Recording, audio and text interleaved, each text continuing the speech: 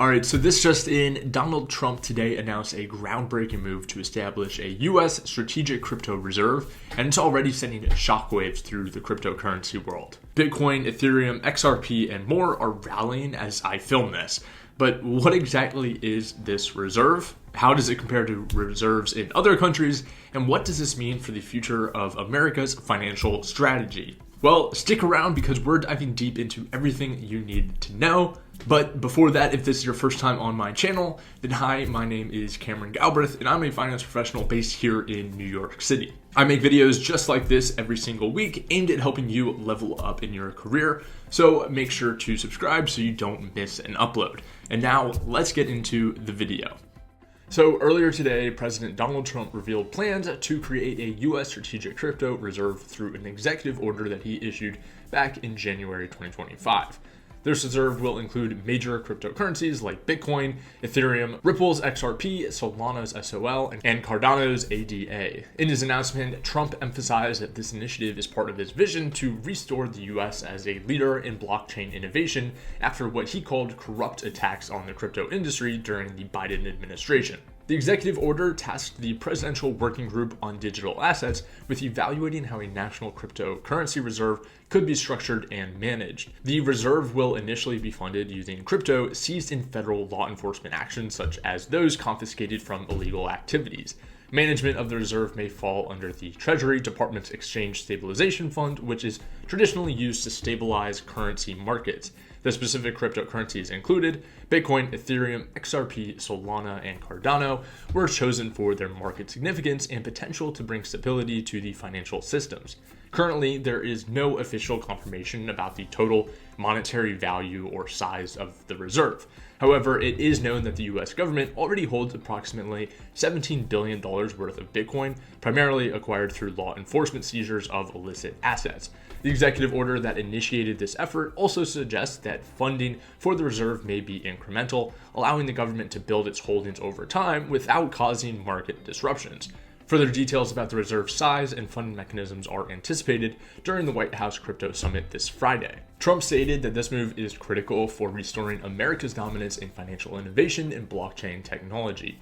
He pointed out that nations like China are rapidly advancing their digital asset strategies, and the US cannot afford to fall behind. By holding reserves of key cryptocurrencies, the US could hedge against economic instability while potentially leveraging gains from rising crypto values to reduce national debt. Trump criticized previous regulatory approaches under the Biden administration, claiming they stifle growth in the crypto sector. He framed this initiative as a way to revitalize an industry he sees as critical for future economic growth. Additionally, Trump argued that other countries are exploring similar reserves and that failing to act now could leave America at a disadvantage in shaping global cryptocurrency standards. As I just alluded to, the United States is not alone in exploring cryptocurrency reserves. Several countries are already stockpiling digital assets or considering them as part of their financial strategies. As of January 2025, the US is actually the largest holder of Bitcoin globally, with over 207,000 Bitcoin acquired primarily through asset seizures and criminal investigations like the Silk Road case. China comes in second with an estimated 194,000 Bitcoins, followed by nations like the UK and Ukraine with smaller but verified holdings. Meanwhile, countries such as Switzerland and Russia are actively exploring Bitcoin as part of their strategic reserves to diversify assets and reduce reliance on traditional currencies like the US dollar. Switzerland has even proposed a constitutional amendment requiring its central bank to allocate part of its reserves to Bitcoin alongside gold. Similarly, Russia sees Bitcoin as a way to strengthen its economic sovereignty amidst sanctions and geopolitical risks. The concept of a strategic reserve is not new for the United States. It has long maintained reserves for critical assets like gold and oil. The US's strategic gold reserve supports financial stability and bolsters confidence in the dollar as a global reserve currency. Similarly, the Strategic Petroleum Reserve protects against economic shocks in energy markets by stockpiling billions of barrels of oil for emergencies. Now, with advancements in blockchain technology and growing interest in digital assets worldwide, cryptocurrencies are being considered as another layer of financial security.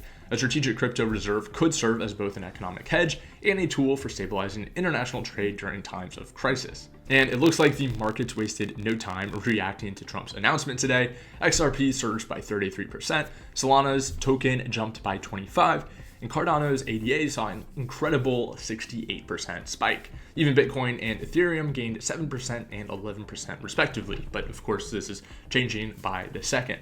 This marks a significant shift in sentiment after months of regulatory uncertainty under previous administrations. So what comes next? Well, Trump announced that he will host the first ever White House Crypto Summit this Friday, where more details about how this reserve will be implemented are expected to emerge.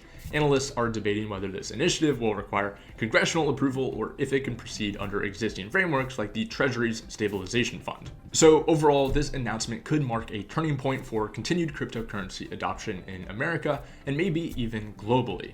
But what do you think? Is this move going to solidify America's position as a leader in blockchain innovation, or are there risks that we're just not fully considering yet? Let me know your thoughts down below in the comments, and if you enjoyed this breakdown of today's biggest business story, make sure to like this video, subscribe to my channel, and hit that notification button so you don't miss future uploads. I'll see you in the next one. Peace.